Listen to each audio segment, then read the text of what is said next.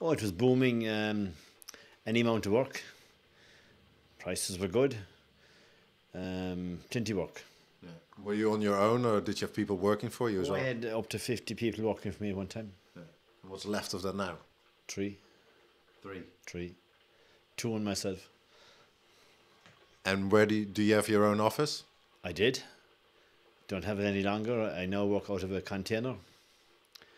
And when I have work, it's very scarce at the moment. Last year I only worked 3 months. 2011, 5 months. This year so far I have been working mostly nearly 3 months. So what do you do then? What type of work? Is that different as well from what it used to be?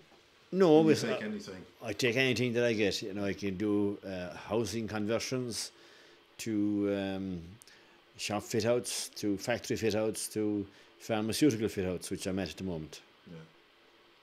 And is this a business, like the building is on its back, basically, in Ireland? Building in Ireland is on its knees. There is some work mainly in Dublin. Throughout the country, very, very little. Yeah.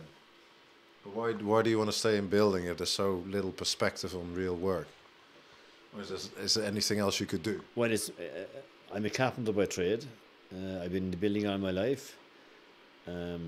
Last recession in the 80s, I went to London. But I'm a bit too old for that now. I'm 56, so I don't see a place for me in places like London. So it's all I know. I'm too old to train for anything else. Ireland has been through hardship before, through difficult periods. Yes. How do you rate this? Is this the worst you've ever seen? This is the worst, because in the past, in the 80s, everybody was coming from a low base, whereas now we came from a very high earnings to total disadvantage now, total failure now. Money is not available.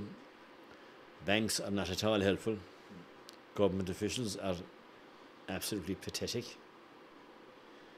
There's no help to be got for the self-employed. Does not have any help from any government agency, even though you pay your taxes. If you're unemployed, you get no help whatsoever. Why do you protest every Sunday? Why I protest? It takes the anger from me, and it just gives me the energy to go on for another week. I protest in the hope that somebody will take notice, that the people themselves in the country will decide enough is enough. I think we are getting there. I think there's positive signs of people are having enough, and I worry about what's to come for this country. Now, what do you worry about? What do you expect? I worry that people will react in a negative, in a bad way, in the sense that it will explode in an anger. Violent, even.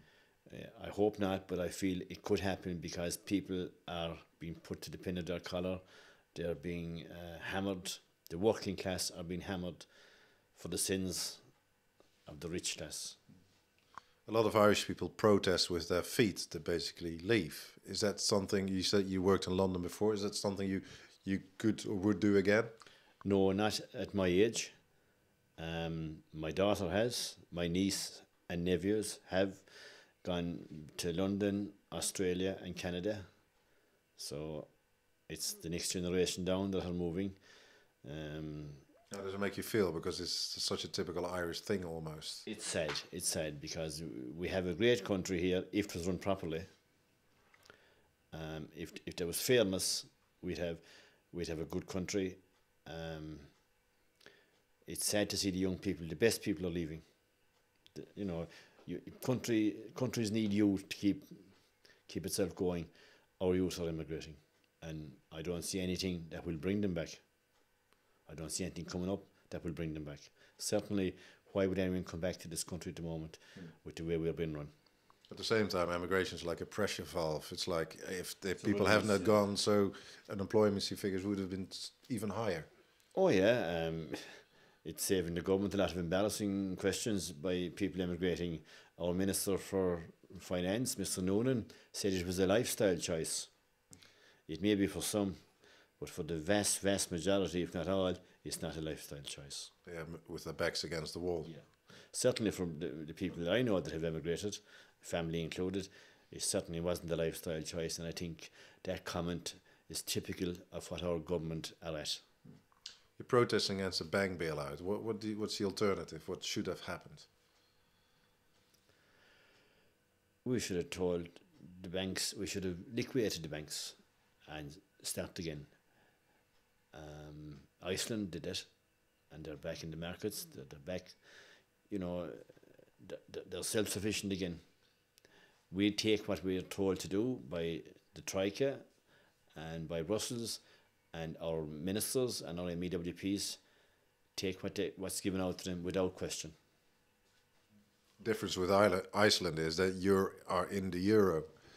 Could that risk the euro, or do you actually don't care what would happen with the euro? Maybe you're even better without the euro. Maybe we are. That might be a bit beyond me, but I don't think the euro care too much about the countries. You know, the euro seems to be an animal that's left loose, doing what it's like, doing what it likes to people and to countries. I don't think it really cares about the likes of us. Did you always support Irish membership of the European Community? I did initially, yes, I did support it, and I think if it was run properly, it was a good thing, but it hasn't been run properly. It has got out of hand. I think it's been run by wealthy bankers and individuals. I don't think it's been run for the people of Europe. If you see what's happening in Cyprus at the moment, what do you think? I applaud the people of Cyprus for standing up to the 10% charge on their deposits under 100,000. They got that turned around in, I think, 24 hours. But I feel what has happened in Cyprus could happen here. Still not over yet for Ireland. I wouldn't think so.